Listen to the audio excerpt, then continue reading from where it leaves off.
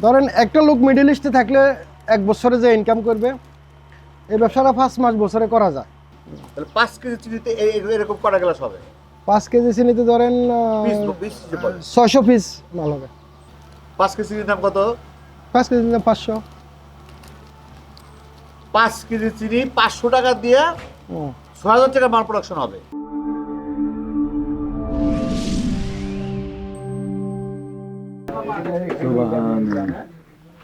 আসসালামু আলাইকুম। ভালো আছেন? এটা ঠিকানাটা কি বলেন তো দেখি। ঠিকানার মধ্যে এইটা আমার নাম তাজুল ইসলাম, জি।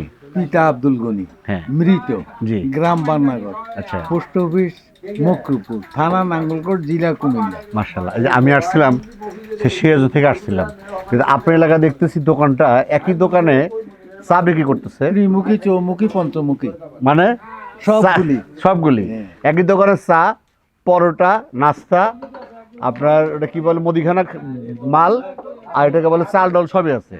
তার মানে কয়মুখী? ত্রিমুখী, পঞ্চমুখী, ষষ্ঠমুখী, সপ্তমুখী, অষ্টমুখী। দর্শক দেখেন, এক একটা এলাকায় আমরা যে সারা বাংলাদেশ ঘুরি, দেখেন এক একটা এলাকায় এক সিস্টেম। আমার কাছে ব্যবসাটা ভালো লাগছে। দেখেন 5টা 6টা দোকানের দরকার নাই, একই দোকানে একই লোক দিয়ে সব কিছু হয়ে যাচ্ছে। ফাইন। দর্শক দেখি যে মাল দিচ্ছে একটা জিনিস, কি ওটা ফাইন একটা। হ্যাঁ, তো দেখি তো, চলেন দেখি কি মাল দেয়, চলেন দেখি, চলেন। চাটা খেয়ে চাটা শেষ করে দেখেন এক লোক মাল দিচ্ছে, এটা কি মাল দেখার চেষ্টা করে সাথে থাকেন।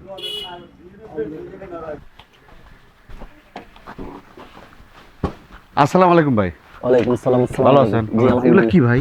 এগুলো হচ্ছে হাওয়া মিঠাই পাপ্পন। হাওয়া মিঠে বাইক দেখি, হাওয়া মিঠে পাপ্পন। জি, এবার কি জিনিস? এটা হচ্ছে চিনি দিয়ে বানায় যে। চিনিতে মানে? জি, চিনি দিয়ে। ও, মানে এই আমরা যে আগে ওই যে বাচ্চারা ছোট ছোট হাওয়াই খাচ্ছি, জি জি জি এগুলাই বোতলে ভরছেন জি না গ্লাসে? জি। ও, এক গ্লাস এক হাওয়াই। গ্লাস, হ্যাঁ, গ্লাস হাওয়াই। এই ফ্যাক্টরি কোথায়?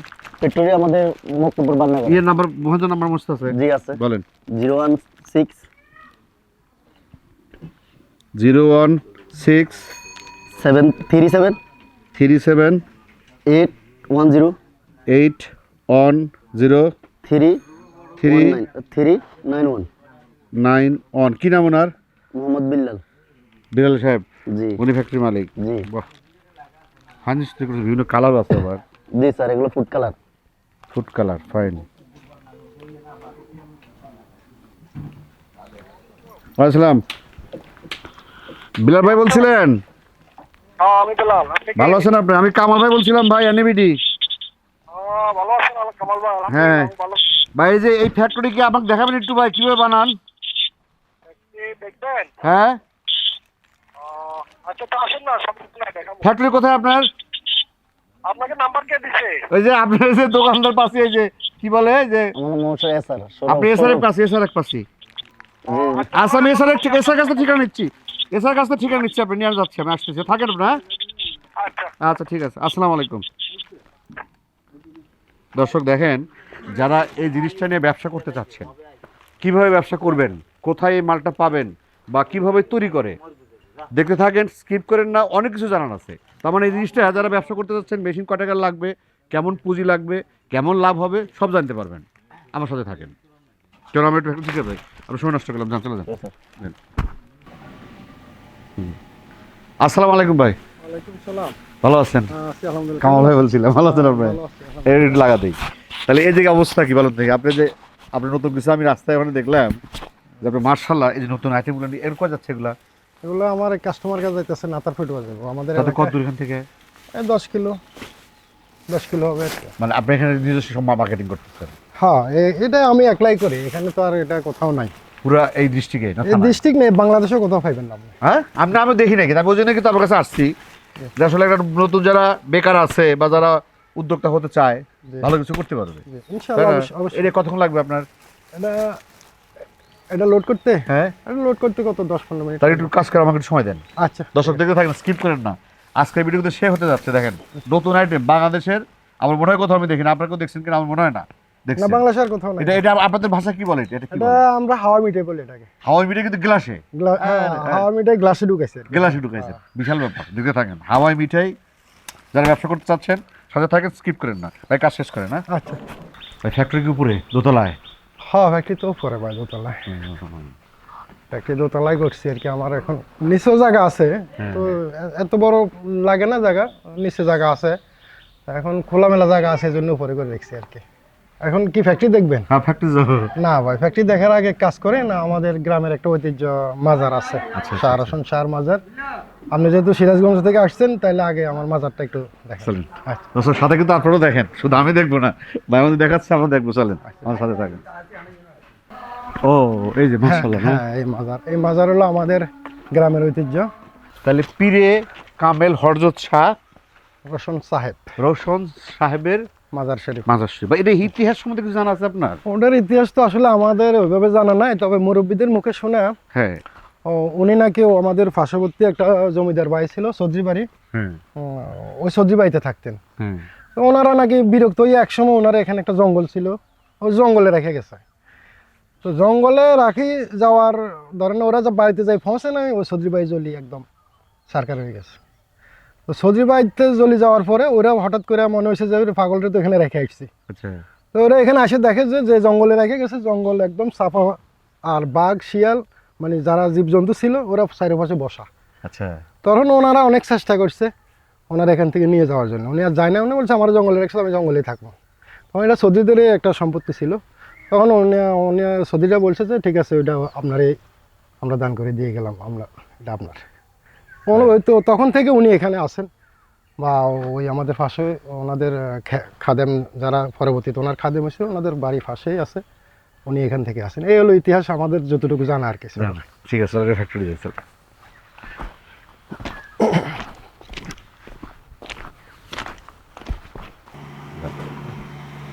এই হলো আপনার কারখানা না? জি জি। কারখানা তো বিশাল। না কারখানা বিশাল বলতে এত বড় লাগে না, লাগে না, কিন্তু আপনার জায়গা আছে। হ্যাঁ জায়গা আছে, এই কারণে খোলামেলা করতেছে। আপনার জায়গা আছে তাই খোলামেলা খোলামেলা করতেছে। আচ্ছা এইখানে আপনি কি করতেছেন একটু দেখে, ইয়া দিচ্ছেন না চিনি? এটা চিনি, হ্যাঁ এটা চিনি। চিনি দিচ্ছেন এর মধ্যে, হ্যাঁ চিনি থেকে প্যাকেটিং হচ্ছে গ্লাসের মধ্যে যাচ্ছে। গ্লাসের মধ্যে যাইতেছে। আর এখানে কি হতেছে বলে, এটা সিলিং, কাপের মুখটা বন্ধ করতেছে। কাপের মুখ সিলিং দিয়ে ও একবার সিলিং করে দিচ্ছে। একদম সিলিং করে দিচ্ছে। হচ্ছে লগা ইয়া কি বলে প্যাকেটিং, প্যাকেটিং হইতেছে। ও পাশে প্যাকেটিং হচ্ছে, ওই পাশে প্যাকেট পিপিতে ঢুকতেছে, ওই পাশে ফাতা হইতেছে। তার মানে 1 2 3 4 জন, চারজনে না আর এই মেশিন। ফাইন, দর্শক দেখতে থাকেন, স্কিপ করেন না, ভিডিও কিন্তু শুরুই করি নাই, আর বিস্তারিত জানতে পারবেন এখন, লাইন থাকেন। এই যে আপনি ব্যবসা আসলেন, কিভাবে আসলেন এটাকে বলেন। ব্যবসা আসছে আসলে ভাই, আমি আগে প্রবাসে ছিলাম। আচ্ছা আমি বাহরাইনে ছিলাম প্রায় 12 বছর। 12 বছর, 12 মাশাআল্লাহ। বছর তারপর 12 বছর পরে হঠাৎ করে আমার এক সময় আমার সাথে ধরেন আরো অনেকগুলো লোক ছিল, হ্যাঁ একজন 25 বছর 20 বছর 18 বছর, ওদেরকে জিজ্ঞাসা করতাম ভাই দেশে যান না কেন? হ্যাঁ তখন ওরা এক একটা কথা বলতো, ভাই দেশে যাই কি করবো, আচ্ছা এখানে যা 20-50 হাজার যা কামাই ওইটা দিয়ে কোনো রকম চলতেছি, দেশেও চালাইতেছি আলহামদুলিল্লাহ। কিন্তু এদের বয়স কিন্তু একজনের 60 বছর 50 বছর পার হয়ে গেছে। পার হয়ে যেতেছে, কিন্তু এরা যে দেশে আসবো পাইতেছে না, কিন্তু দেশে এসে কি করবো? তখন হঠাৎ করে আমার মাথায় মানে এই জিনিসটা কাজ করলো, কিরা আমারও তো সেম কন্ডিশন হইব কিছুদিন পরে, আমি দেশে যাই কি করবো, আমার দেশে যাই কিছু একটা করতে হবে। রাইট, যে এখন থেকে মনে করেন যদি আমি প্রস্তুতি নিই, হয়তো আমি চেষ্টা করলে পারবো, যেহেতু এখনও আমার স্পিড আছে, হয়তো কয়েকদিন পরে আবার স্পিড থাকবো না, এরপরে আমি দেখা গেছে যেখানে বসবো এখানে বসে থাকবো, কিছু ভালো লাগবে না, রাইট। এখনো দূরেতে পারতেছি।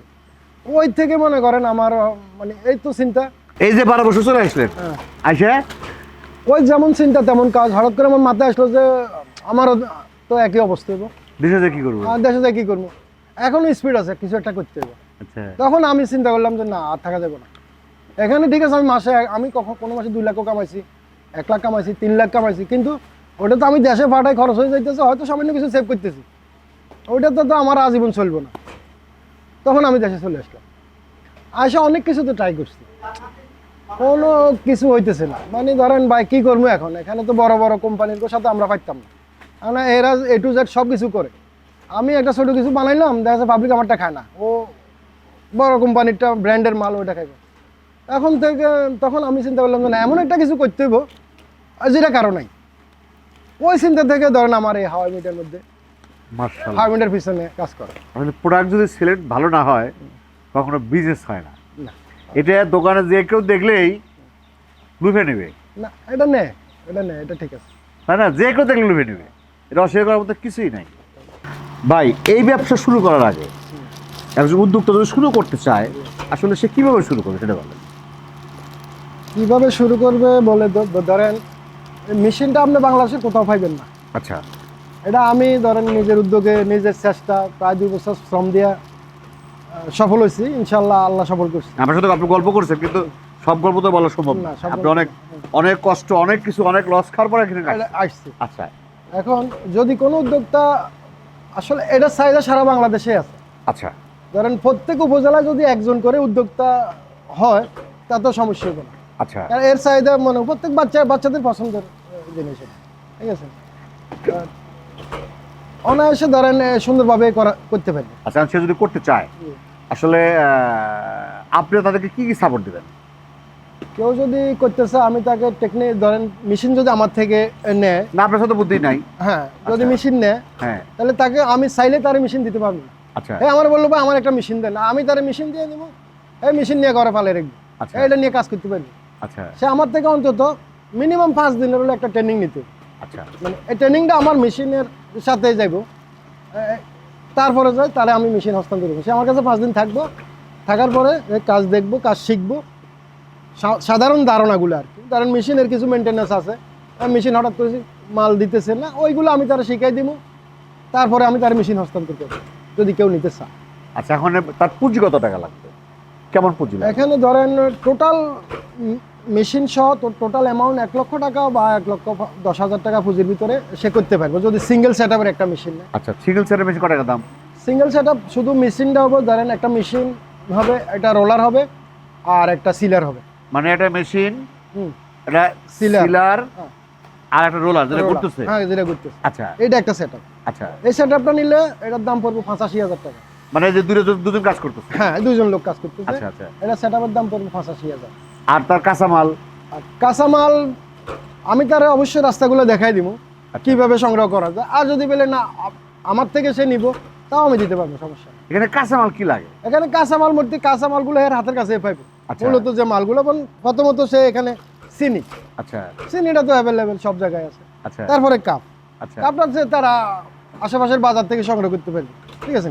আর মেন যে জিনিসটা ধরেন এই লেভেল, আর আমার যে উপরে যে বোর্ডটা তার এলাকার থেকে সে সংগ্রহ করতে পারে। এখন এই লেভেলটা যদি সে চায় আমি তার সাপ্লাই দিতে পারবো। আচ্ছা আচ্ছা। এই এটা হলো মানে সকল প্রকার সাপোর্ট দিতে পারেন, বা সে যে কোনো কাছ থেকে সে সংগ্রহ দিতে করতে পারে। পারে। হ্যাঁ, এটা আচ্ছা, এখানে কিছু জটিলতা কিছু আছে?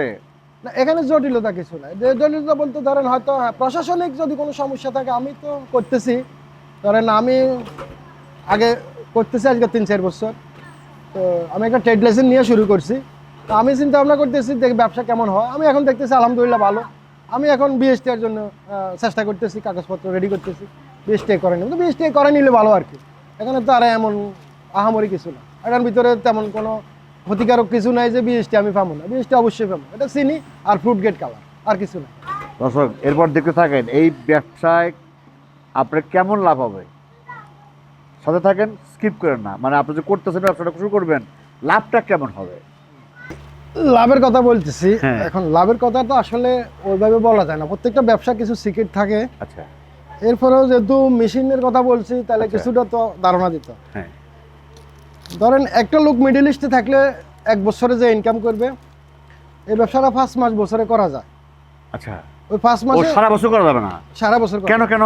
কারণ ও তাপমাত্রা ওভার হইলে ওইটা হয়ে যায়। ও। তাপমাত্রা 30 থেকে 35-এর ভিতরে এটা ভালো থাকে।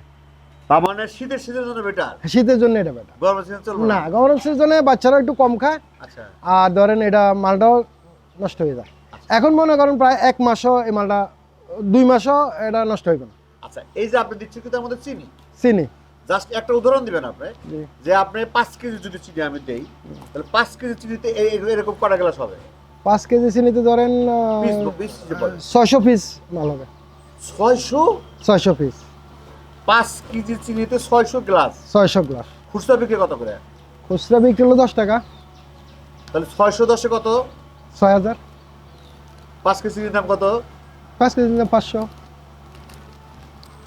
5 কেজি চিনি 500 টাকা দিয়ে 6,000 টাকা মাল প্রোডাকশন হবে, হ্যাঁ, জাস্ট আরো খরচ আছে। আরো খরচ আছে, আরো ধরেন আনুষঙ্গিক লেভেল আছে, আচ্ছা আমি ফিফিতে ঢুকাইতেছি এটা আছে, আচ্ছা। লেবার কস্ট আছে, গ্যাস আছে, কারেন্ট আছে, সব মিলাইয়া ধরেন এই যে 5 কেজি চিনি গ্যাস খাবে কতটুকু? আমি এক বোতল গ্যাসে ধরেন 20,000 পিস মাল করতে পারি। 20,000। 20,000। আর বিদ্যুৎ বিল কেমন লাগে? বিদ্যুৎ বিল 120 টাকা বা 150 টাকার ভিতরে না। দর্শক দেখছেন ব্যবসা কোথায়, উনি কিন্তু বলে নাই কত টাকা লাভ, কিন্তু আপনি বুঝে নেন যে এই বিজনেসটা কত টাকা লাভ হতে পারে। এই যে আপনি রং দিচ্ছেন, জি রঙই বলি, আরাম একটা দুইটা তিন চারটা কালার বলে, 60 টাকা লাগবে। 4টা কালার। এই কালারগুলো কি কালার কালারকে ক্ষতিকর কিনা হাতে রাখো? না, কালারগুলো ক্ষতিকর না, কালারগুলো ক্ষতিকর তো আমি আমার বাচ্চারা খাওয়াইতাম না। আপনি বাচ্চা খালি দিতে হ্যাঁ, বাচ্চা, আমার আচ্ছা, বাচ্চারা খাওয়াইতাম না। এখন আমি এই কালারটা ব্যবহার করি ইকো ব্লেন্ডের কালার, যেটা আপনার যে মিডফুডে মাস্টার টাওয়ারে এদের শোরুম আছে, আচ্ছা আমি ওই শোরুম থেকে ওই ব্র্যান্ডের কালারটাই কিনে নিয়ে আসি। আর দেখেন যদি কালার হয়, ফুড গেট যদি কালার না হয়, এটা বাচ্চাদের মুখে একদম লাল হয়ে যাবে বা বিভিন্ন কালার হয়ে যাবে। তাও তো এক কথা। হ্যাঁ, এটা কিন্তু কালার হইব না। এই খোলা তো দেখ, খোলা সিস্টেম কি? খোলা একটু কষ্ট হয়, এটা টাইট হয় তো। খোলা তো দেখি।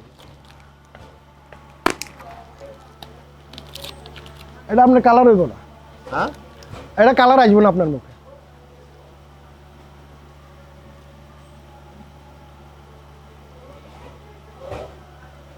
না হ্যাঁ কালে করতেছে, হ্যাঁ মুখে কালার আছে? কালার আছে রে, না কালার নাই, কালার আসবে না, কারণ 100% ফুড গ্রেড। আর এটা যদি ফুড গ্রেড না হয় তাহলে আপনার কালার হয়ে যাবে। না কালার হয় নাই, আমাদের ফাইনাল লাগছে ভাই। এটা আসলে মজার জিনিস, সেটা নামে তো মজার খানা, এক এক জায়গায় এক এক নামে ডাকে। কেউ মজার খানা কয়, কেউ হাওয়াই মিঠাই কয়, এক একজন এক এক নামে ডাকে। তবে ওইটা আমার ওই যে হাতে ঘুরে যে মেশিনটা মাল বানা, ওইটা ওই মাল না, এটা একদম একটা টিস্যু মাল হয়। কারণ হাতে ঘুরে যে মালটা বানা, এটা আবার গ্লাসে ঢুকবে না, ও এটা একদম টিস্যু মাল হয়। টিস্যুর মতো। হ্যাঁ, একদম টিস্যু, এটা টিস্যু না হলে এটা গ্লাসে ঢুকবো না তো। ভাই এই যে আপনি বললেন আপনি পুরো সারা বাংলাদেশের জেলা বা থানায় দিবেন, তাহলে তো ভাই ব্যবসা বিলে হয়ে যাবে। আসলে ব্যাপারটা কি ভাই, ধরেন এই মেশিনটা হলো সিক্রেট, আমি যারে দিমু হ্যাঁ সে যদি এটার গোপনীয়তা রক্ষা করে তাহলে সে দীর্ঘস্থায়ী ব্যবসায়ী হতে পারবে এটার। আচ্ছা আর আমি যারে দিলাম সে নিয়ে মনে করেন আরেকজনটা একটা দিয়ে দিল, বা সে একটা ওয়ার্কশপে নিয়ে বা একজন টেকনিশিয়ানকে দেখাইলো, ভাই আমার একটা মেশিন বানাই দেন এরকম, ও টেকনিশিয়ান দেখা গেছে বানাইয়া সারা দেশ ছড়াই দিল, তাহলে ব্যবসা শেষ। ঠিক আছে, কিন্তু ব্যবসার গোপনীয়তা রক্ষা করতে হবে। আমি 5 মাস ব্যবসা করি আর সারা বছর বসে বসে খাই। এখন যদি আমার সাথে কেউ আসে, তা সেও 5 মাস ব্যবসা করে সারা বছর বসে বসে খেতে পারবে। আর পরিষেবা যারা আসবে তাদেরকে আপনার তরফ থেকে কি বলবেন? উদ্যোক্তা বা কিছু প্রবাসী আছে বা কিছু দেশ বেকার আছে, তাদেরকে আপনার তরফ থেকে কি পরামর্শ? আমি বলবো আপনারা আসেন, যদি আপনাদের ভালো লাগে, এই ব্যবসা করার যদি মন মানসিকতা থাকে, আসতে পারেন, ইনশাল্লাহ সফল হইবেন।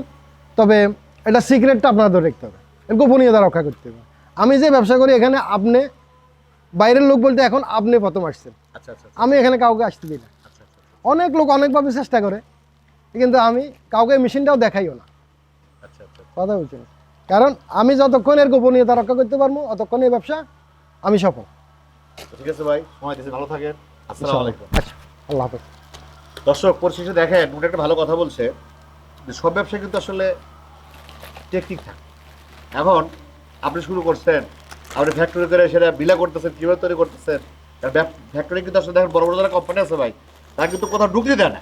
কেন দেয় না? কারণ তাদেরকে একটা সিক্রেট আছে, সিক্রেট আছে। অর্থাৎ সিক্রেট ছাড়া কিন্তু ব্যবসা করলে আপনি টিকতে পারবেন না। আর একটা ভালো কথা যে আপনি বাংলাদেশে ভাই অনেক ব্যবসা আছে, আপনি চিন্তা করেন যে ব্যবসা আপনি যাই কিনা, আপনি বিভিন্ন ধরনের আছে, আপনার বিভিন্ন আইডিয়া আছে বাংলাদেশে। আপনি যদি বড় কারণে ব্যবসা আপনি করবেন, তাহলে আপনি এখানে আসেন, কোনো ঠিকানা দেওয়া আছে, মোবাইলে দেখেন, স্ক্রিনে দেওয়া আছে, ডেসক্রিপশনে দেওয়া আছে, এবং মুখেও বলা আছে। আপনার তার সাথে যোগাযোগ করেন, আসেন, দেখেন, তারপরে ব্যবসা শুরু করেন। পরিশেষে সবাই দীর্ঘ মঙ্গল কামনা করে আজকের মতো শেষ করছি। আল্লাহ হাফেজ।